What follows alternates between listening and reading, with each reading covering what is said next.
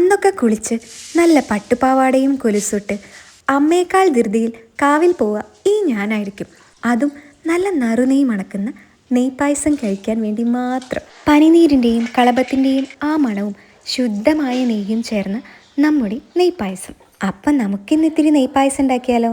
നല്ല ഉണക്കല്ലരി കഴുകി വെന്തുടയാതെ വേവിച്ച് ശർക്കര പാനിയിലേക്ക് ചേർക്കാം.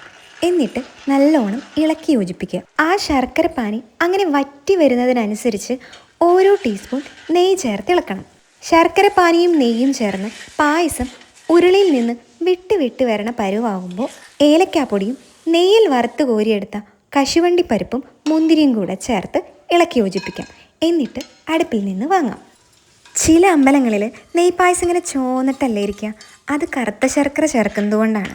നമ്മളിവിടെ വെള്ള ശർക്കര ചേർത്തതുകൊണ്ടാണ് പായസം കുറച്ച് വെളുത്തിട്ടിരിക്കുന്നത്. പക്ഷേ രുചിയിലും മണത്തിലും ഒരു വ്യത്യാസവും ഇല്ല. ഇനി നെയ്പായസം കഴിക്കണം എന്ന് തോന്നിയാൽ നമുക്ക് വീട്ടിലുണ്ടാക്കി നോക്കാം.